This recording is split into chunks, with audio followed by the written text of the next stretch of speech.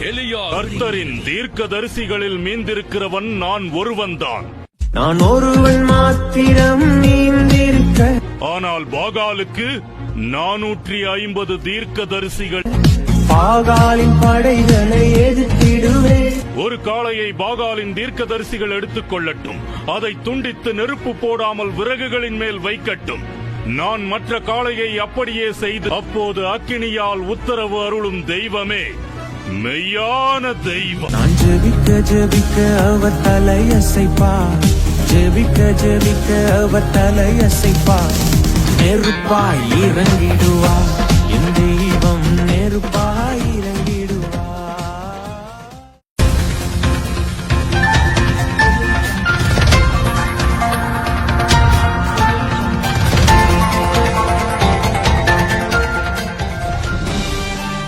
நீங்கள் பார்த்துக் கொண்டு இருப்பது உங்கள் ஏஜி மீடியா அன்பின் சாரல். எலியாவின் தேவனே அவர் இறங்கிடும் நேரமே. எலியாவின் தேவனே அவர் இறங்கிடும் நேரமே. அசைவாடும் அனலாக்கும் எங்கள் அக்கினி ஜுவாலையே. அசைவாடும் அனலாக்கும் எங்கள் அக்கினி ஜுவாலையே. எலியாவின் தேவனே அவர் இறங்கிடும் நேரமே. எலியாவின் தேவனே அவர் இறங்கிடும் நேரமே.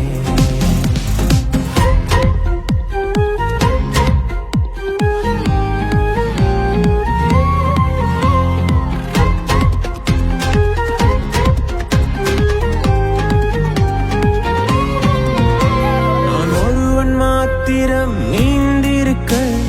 பாகாலின் படைகளை எதிர்த்திடுவேன். நான் ஒருவன் மாத்திரம் நீந்திருக்க. பாகாலின் படைகளை எதிர்த்திடுவேன். நான் ஜெபிக்க ஜெபிக்க அவர் தலையசைப்பார். ஜெபிக்க ஜெபிக்க அவர் தலையசைப்பார். நெருப்பாய் இறங்கிடுவார். என் தெய்வம் நெருப்பாய் இறங்கிடுவார்.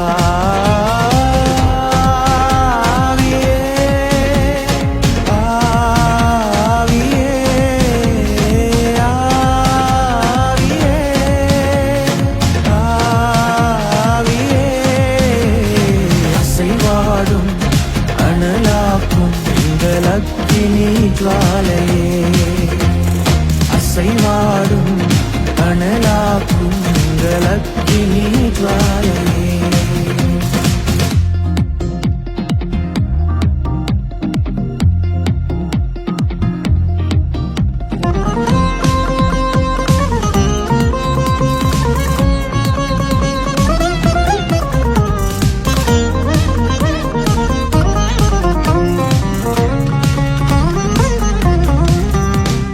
வழிமாறி கீழ்த்தட்டில் படுத்தாலும் வார்த்தை தெய்வம் நம்மை பின்தொடர்வார்.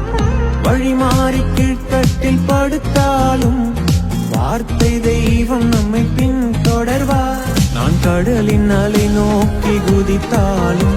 நான் கடலின் அலை நோக்கி குதித்தாலும் மீனை கொண்டு மீட்பார். என் ஜீவனை மீனை கொண்டு மீட்பார்.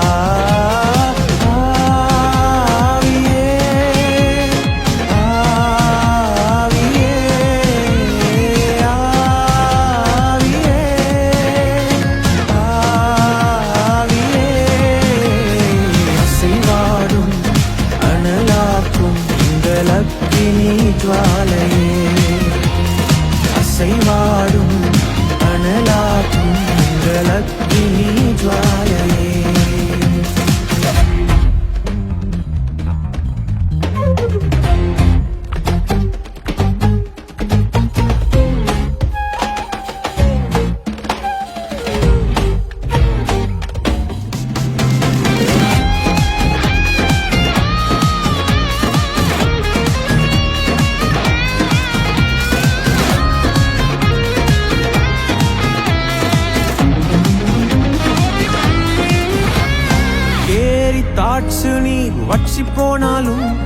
வற்றாத ஜீவநதி நமக்கு உண்டு. கேரி தாட்சு நீர் வற்றி போனாலும் வற்றாத ஜீவநதி நமக்கு உண்டு. பின்னிட்டு பாராமல் முன்னடப்பேன், பின்னிட்டு பாராமல் முன்னடப்பேன். அழைத்தவர் கரம் நடத்தும், நம்மை அழைத்தவர் கரம் நடத்தும்.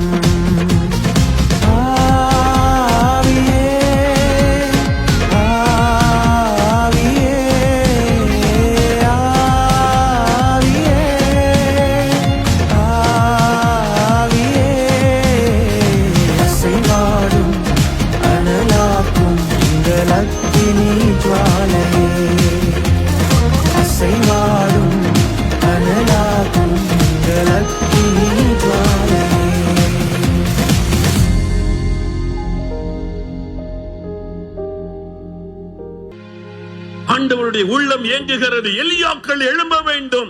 இந்த தேசம் என் பக்கம் திரும்ப வேண்டுமானால், இந்த ஜனங்கள் கர்த்தரை தெய்வம் என்று சொல்ல வேண்டுமானால், இந்த கோடி கோடி கோடியான மக்களுடைய மனக்கண்கள் திறக்கப்பட வேண்டுமானால், எனக்காக எலியாக்கள் எழும்ப வேண்டும். ஒரு எலியா எப்படி போதும்? அன்றைக்கு இஸ்ரவேல் தேசத்தில் இருந்த ஒரு சின்ன கூட்டம், கர்த்தரை அறிந்தவர்கள் பின்வாங்கி போனார்கள். அவர்களை திருப்புவதற்கு ஒரு எலியா போதும். இந்த முழு தேசமும் கர்த்தர் பக்கமாய் திரும்ப வேண்டுமானால் எப்படி ஒரு எலியா போதும்? நான் ஊழியக்காரன் கிடையாது, நான் ஊழியக்காரி கிடையாது. யார் சொன்னது நீ ஊழியக்காரி இல்லை என்று? எப்பொழுது நீ ரட்சிக்கப்பட்ட அபிஷேகம் பெற்றாய் அப்பொழுதே நீ தேவனுடைய ஊழியக்காரி தான். You cannot escape.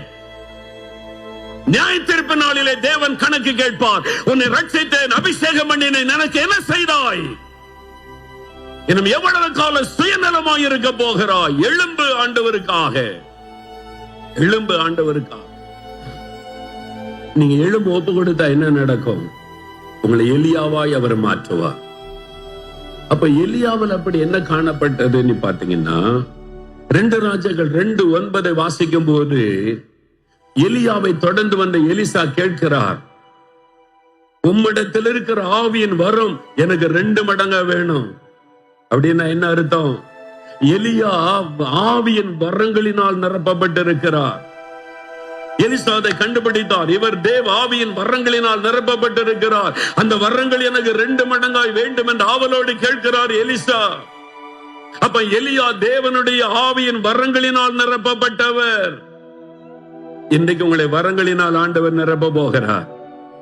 அல்லேலூயா சொல்லுங்க. வரங்களினால் ஆண்டவர் உங்களை நிரப்ப போகிறார். அல்லேலூயா. வாலிபனே, உன்னை ஆண்டவர் வரங்களினால் நிரப்ப போகிறார். உலகமெங்கும் போய் சுவிசேஷத்தை அறிவிங்க. இப்ப உங்க வேலை வந்து விட்டது, என் காலம் முடிந்து விட்டது. நீங்க போய் அறிவிக்கணும். உலகத்தை என் பக்கமா திருப்ப போறீங்க. என் நாமத்தினாலே பிசாசை துரத்துங்கள். சாவுக்கு ஏதுவான யாதொன்றை யாராவது ஏமாத்தி உங்களை கொலை பண்ண விஷம் கொடுத்தா கூட உங்களை பாதிக்காது. நீங்க வியாதிஸ்தன் மீது கைகளை வைப்பீங்க, சுகமாயிருவாங்க. நீங்க கை வச்சா வியாதிஸ்தர் சுகமாயிருவாங்க. எழுப்புதலுக்காக தேவன் ஆயத்தம் பண்ணின தெரிந்து கொண்டவர்களுக்கு தேவன் கொடுத்த அதிகாரம், தேவன் கொடுத்த வரங்கள். நீங்கள் போய் இயேசுவை நாமத்தாலே பிசாசை போனார் ஓடிவிடும். நீங்கள் வியாதிஸ்தன் மீது கைகளை வைக்க சப்பானிகள் எளிமை நடந்து விடுவார்கள். குருடர்கள் பார்வை அடைந்து விடுவார்கள். வியாதிஸ்தர்கள் சுகம் அடைந்து விடுவார்கள். எத்தனை பேர் அதை விசுவாசிக்கிறீர்கள்? எத்தனை பேர் அந்த வல்லமை வேண்டும் என்று விரும்புகிறீர்கள்? அதற்கு தான் உங்களை ஆண்டவர் அழைத்து வந்திருக்கிறார். ஒரு எலியாவாய் உருவாக்கி அனுப்புவதற்காக, எலியாவாய் உருவாக்கி அனுப்புவதற்காக. சென்னையில 40 வருஷத்துக்கு முன்னால நடந்த சம்பவம். எனக்கு தெரியும், ஸ்கூல்ல வேலை செய்கிற ஒரு டீச்சர், அவங்க வீட்டுல அவருடைய கணவர் ஒரு ஆபீஸ்ல வேலை பார்க்கிறவர். கர்த்தருக்கு பயந்து நடக்கிற குடும்பம், அவ்வளவுதான். ரொம்ப ஆவிக்குரிய அனுபவம் அதெல்லாம் அந்த சகோதரனுக்கு கிடையாது. ஆண்டவர் மேல பக்தி பயம் எல்லாம் உண்டு. இந்த சகோதரி ரட்சிக்கப்பட்டு நல்லா ஜெபிக்கிறவங்க. ஒரு நாள் ஆபீஸ் முடிச்சுட்டு வந்தார். அப்படியே டயர்ட் ஆகி தன்னுடைய பெட்ல உட்கார்ந்து இருந்தார். அவருடைய மனைவி கிச்சன்ல சமையல் பண்ணி கொண்டிருந்தாங்க. திடீரென்று அந்த சகோதரனுக்கு முன்னால அந்த அறைக்குள்ள ஒரு தேவதூதன் வந்து நிக்கிறான். பிரகாசமான வெளிச்சம், ஒரு தேவதூதன் அப்படி வந்து நிக்கிறான். பிரத்யேகமா கண்ணால பாக்குறார். அதிர்ச்சியில பயந்து அப்படியே சாஞ்சிட்டார். என்ன அது மாதிரி ஒரு எதிர்பார்க்கவே இல்லை. திடீர்னு ஒரு தேவதூதன் ரூமுக்குள்ள வந்து நிக்கிறான். அவன் கையில ஒரு கப்பு வச்சிருக்கிறான், ஒரு கிண்ணம். இது அப்படியே பயந்து செயலிட்டு படுத்துறா. அந்த கிண்ணத்துல இருந்து ஒரு தைலம், அது வந்து ரொம்ப அழகா இருக்குது, வர்ணிக்க முடியல. பயங்கரமான ஒரு சுமல், அருமையான ஒரு சுமல் வருது. உலகத்துல ஒரு எங்க அந்த மாதிரி சுமல் பார்த்ததில்ல, எந்த மலர்ல இருந்தோம். அந்த சுமல் அப்படியே 2 கைகள்ல அந்த தைலத்தை தடவுகிறான். அந்த சுமல் வீடு முழுவதும் அப்படியே பரவுது. அருமையான ஒரு சுமல். அது தடவிட்டு தேவதூதன் மறைஞ்சிட்டான். இந்த சுமல் வீடு முழுவதும் பரவின உடனே கிச்சன்ல வேலை செய்து கொண்ட அந்த சகோதரி பாக்குறாங்க, வித்தியாசமான ஒரு சுமல் வருது. ஐயோ, அவ்வளவு அருமையா இருக்குது சொல்லி என்ன நடக்குது வீட்டுல தேடி வந்து பார்த்தா, இந்த ஸ்மெல் எங்கிருந்து வருதுன்னு பார்த்தா கணவர் இருக்கிற ரூமுக்குள்ள. அங்க வந்து பார்த்தா அப்படியே சரிஞ்சு பயந்து அதிர்ச்சியில் அப்படியே உட்கார்ந்து இருக்கிறாரு. என்னன்னு கேட்டா, ஒண்ணு கேட்காத. அதிர்ச்சியில் அவரால் பேச முடியல. என்னதோ நடந்திருக்குது, ஆனா இது நலமானது நடந்திருக்குன்னு அவங்க கண்டுபிடிச்சிட்டாங்க. ஏன்னா அவ்வளவு அருமையான ஸ்மெல், ஒரு வித்தியாசமா இருக்குது. கொஞ்ச நேரம் கழிச்சு அவருக்கு தெளிவு வந்தாரு. அவர் சொன்னார், ஒரு தேவதூதன் வந்து என்னன்னா, நான் அவனை பார்த்து அப்படியே அதிர்ந்துட்டேன் பயந்து. அப்ப என் கையில இது மாதிரி ஒரு தைலத்தை தேய்ச்சிட்டு போயிட்டான். அதான் இந்த வாசனை என்னன்னு புரியலையே அப்படின்னு சொல்லி அவங்களுக்கு தேவதூதன் வந்துட்டான்ல, வந்து ஒரு அருமையான அனுபவம் தானே. தேவதூதன் அதுதான் அவங்க கத்தரால் அனுப்பப்பட்டாதான் வர முடியும். போயிட்டான். இவருக்கு அடுத்த நாள் காலையில வேலைக்கு போறதுக்கு முன்னால காய்கறி கடையில போய் வழக்கமா காய்கறி வாங்கிட்டு வருவார். இவர் தான் மனைவி மற்ற வீட்டு வேலை எல்லாம் செய்வாங்க. காலையில ஒரு பேக் எடுத்துக்கிட்டு காய்கறி கடைக்கு ஜாமான் வாங்க அப்படி போனார். போய் எப்ப வழக்கமா பல வருஷமா அந்த காய்கறி கடையில ஒரு லேடி, அவங்கதான் அந்த காய்கறி வியாபாரம் செய்யறவங்க. இவர் வந்த உடனே வாங்க ஐயா அப்படின்னு வரவேற்றாங்க. திடீர்னு சத்தம் போட்டு, ஒரு ஊழச்சத்தம் போட்டு கதர்னப்ப, ஐயோ இயேசு வந்துட்டார், இயேசு வந்துட்டார்னு இவரை பார்த்து சத்தம் போட்டாங்க. காய்கறி கடைக்காரெல்லாம் இவரை பாக்குறாங்க.